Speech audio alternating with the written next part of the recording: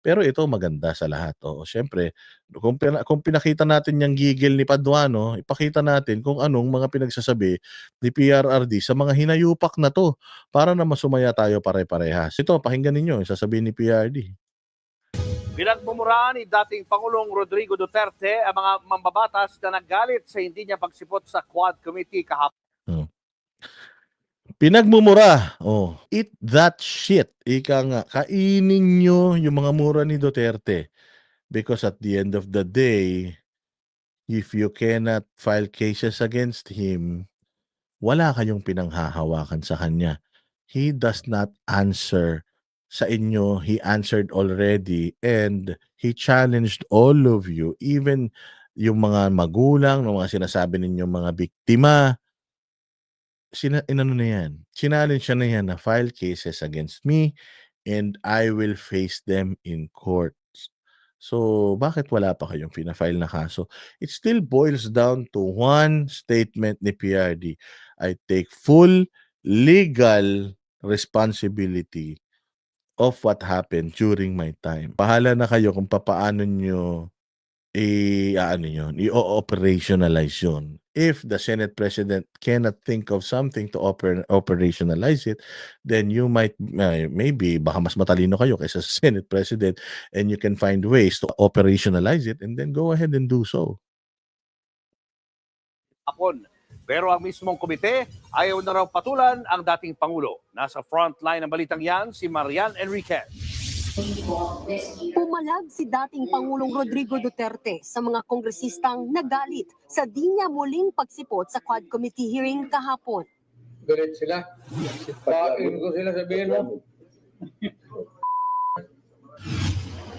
Inano lang minute lang Sabi ni PRD, putangin na nyo daw. O ano na ngayon? O ayaw nyo palang patulan, yabang nyo, di naman pala kayo papatol. Tandaang si Congressman Caraps Paduano ang isa sa mga bumira sa pag-absent ni Duterte sa hearing. Hirit niya, mukhang nanloloko at takot daw ang dating Pangulo sa Quadcom. Mukha lang pala Mukha lang palang nanloloko tsaka takot Mukha, basta hanggat mukha lang, wala tayong pag-uusapan yan. Dapat sigurado ka, hindi yung mukha lang. Pero si Duterte pumalag, hindi raw siya natatakot kahit pa ipasabi na siya ng kamera. You don't scare me a bit. Do not give me the... You do not scare me a bit. Kahit isang hibla ng balahibo ko, Paduano, hindi tatayo sa'yo. You are a nobody. You are just a party list representative. The people did not vote for you. The people voted for your party list and not because you are running as a seat in that party list. So let that sink in, Paduano. You are a nobody. Pag naglakad ka sa kalye, no one will recognize you because you're just a piece of shit. You are a nobody. Tulad ng sinabi sa sulat ng kanyang abogado sa Kamara, iginiit ng dating Pangulo na wala siyang tiwala sa kredibilidad ng Quadcom. Ayun. Wala siyang tiwala sa kredibilidad ng Quadcom because wala naman talaga kayong end goal dyan. And alam ni PRRD yung balita na yan, na pinapahaba nyo lang yan kasi, kaya pinapahaba nyo yan. Kasi balita ko, bawat hearing, may mga talent fee. Di umano dyan. Hindi ko lang alam kung totoo yun o hindi. Kayo na bahalang maghusga. Sapat na raw na humarap siya sa pagdinig noon ng Senado. Pero ang mga birada ni Digong ayaw na raw patulan ng komite. In deference to him being the former president. Ulul! Balimbing! Barbers, balimbing ka. Ang kapal ng mukha mo, sa mga speeches mo noon, gusto mo pang i-extend si Duterte, sinabi mo pa na siyang pinakamagaling, sinabi mo pa na yung war on drugs niya is a model that other country can copy. Tapos, malungkot ba na pinili ni Bongbong Marcos si Governor Remulla over you para maging DILG secretary? Kasi dating DILG secretary yung tatay nito, baka gusto niyang sundan yung tatay niya. yung yabag nung tatay niya o yung mga destinasyon ng gusto mo, yung final destination ng tatay mo, yun na lang ang sundan mo para hindi na naiinis sa'yo tao. Kakadiri ka, sir.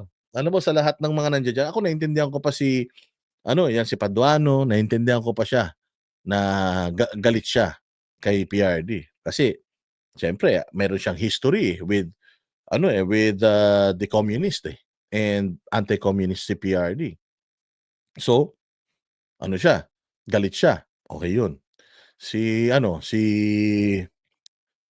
ba to? Yung si Dan Fernandez, hindi ko alam. Siyempre, alam naman natin, walang kwentang tao rin yan. Wala na rin namang future yan sa career niya as politician. So, naiintindihan ko rin siya. Kaya kung halimbawa man, totoo yung mga bali-balita na meron mga, bigayan, naiintindihan ko rin siya. Kasi hindi naman Aldrich yan, hindi naman billionaire talaga yan. Puta, magugulat ka nga eh. Mantakin mo Dan Fernandez ka lang. Tapos meron kang stocks sa isang or meron kang shares sa isang airline. Saan gagaling pera mo? Hindi ka naman Robin Padilla type na bidang artista. Hindi ka naman sumikat. Puta, sidekick ka lang naman lagi. Bold star ka lang naman. Noon. I mean, hindi ko minamaliit yung trabaho ng profesyon na yun. Pero ang ibig ko sabihin, hindi ka bold star na katulad nila Daniel Fernando. Hindi ka naman bold star na katulad nila Leandro Baldimor. 'Di ba? Hindi ka naman sikat. Hindi ka naman katulad nila Jerry Crabal na nagkaroon ng mga starring roles. Alalay ka lang naman ni Gary Samara Clara. Paano ka nagkamal ng ganung kalaking pera para makakuha ka ng mga ganyang mga business opportunities? So biglang ako para sa akin, bigla ka talaga yumaman. Hindi ka naman mag-aartista kung mayaman ka noon pa. Unless nakapag-asawa ka ng sobrang yaman. Kaya para kang si Jun Limpot na nakapangasawa ng Villa Escudero. O, 'di ba? So, 'yun lang isipin natin. Saan nanggaling yung mga pera ng mga kupal na 'yan? Oh, eto si Barbers. O yung isa, yung sa Maynila, si Boy Dila. Oh, I mean, alam natin, may gigil talaga 'yan kay PRD. Kasi gusto din niyang maging chick boy katulad ni PRD siguro.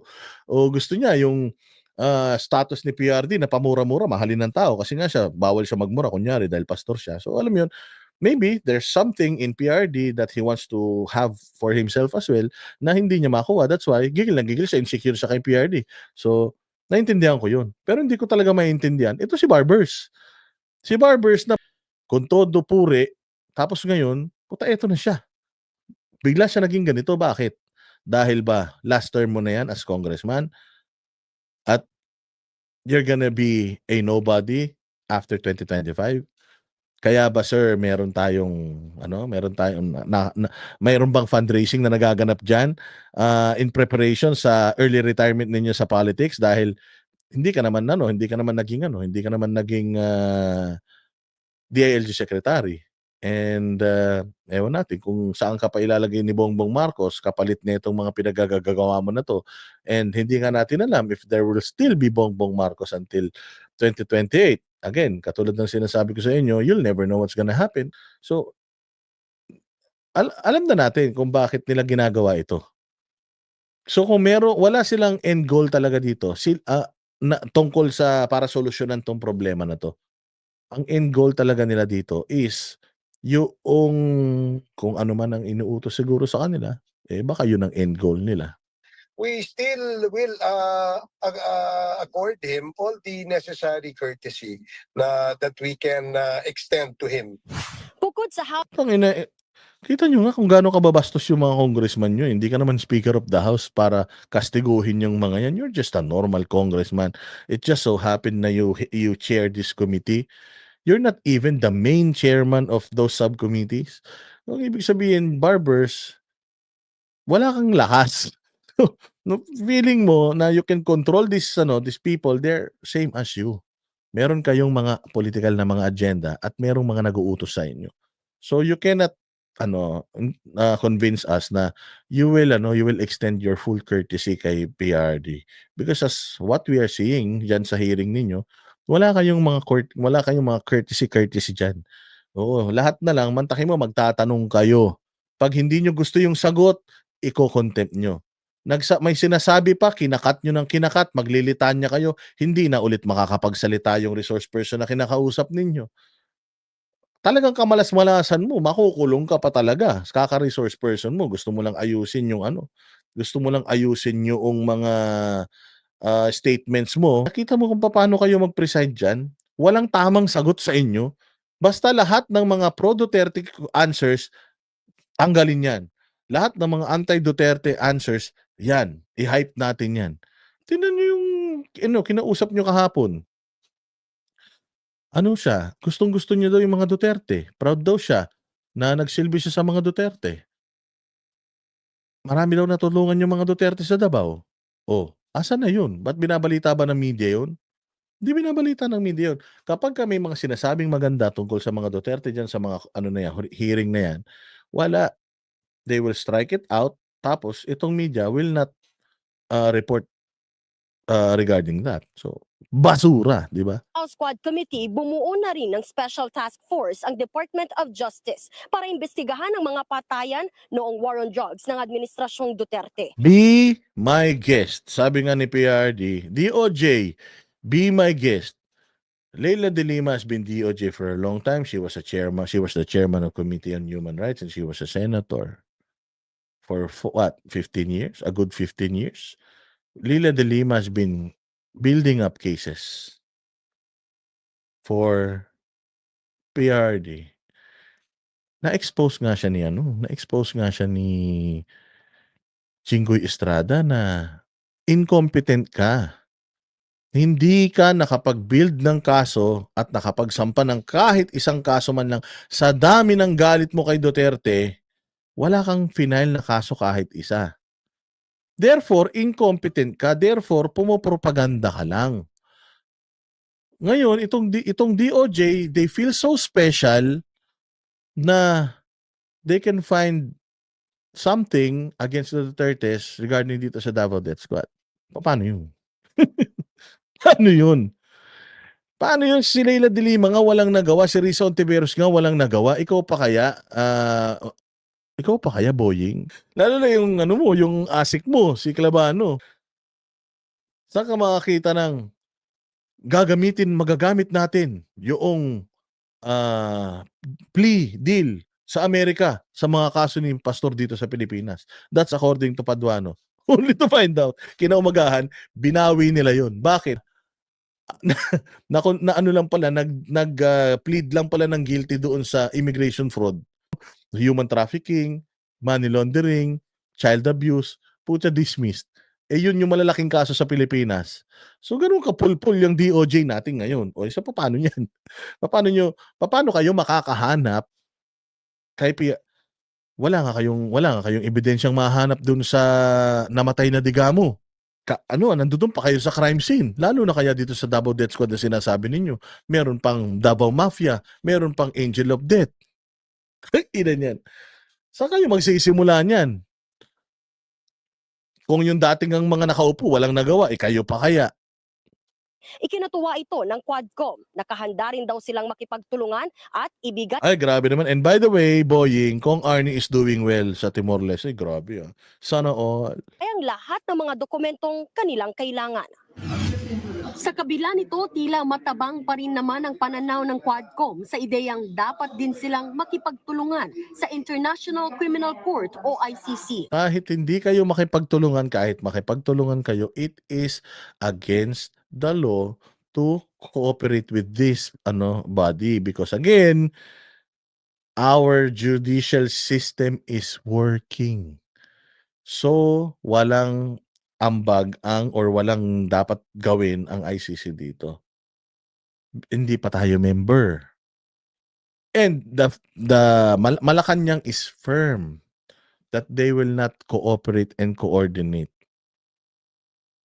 with ICC. So, barbers, don't make it sound like utang na loob namin yan sa'yo na hindi kayo makikipag-cooperate. Because whether you cooperate or not, wala kaming pake.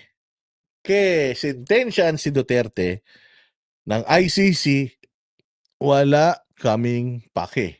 Hangga't walang pakialam ang tao, hindi magi-gain ng traction yung pinapangarap nyo. How can you coordinate with ICC kung ni isang kaso wala nga kayong na-file dito? So magmumukha lang kayong kahiya-hiya. I-rush nyo na ang sa ICC. Oo nga. I-rush nyo na yung ICC. Sabi ni Putragis, kahit tiga California yan, na ito ay state ng mga Republicans, ay nanalo si maka Donald Trump yan. And yes, US is not even a member of this ICC shit. So, sorry kayo. 4 years. 4 years yan, no? Putragis, no? 4 years si Donald Trump na uupo and you only have 3 more years left. So by 2028, sigurado ako wala na si wala na si Bongbong Marcos, may bago na tayong presidente, and si Donald Trump magtatapos na rin yung kanyang termino.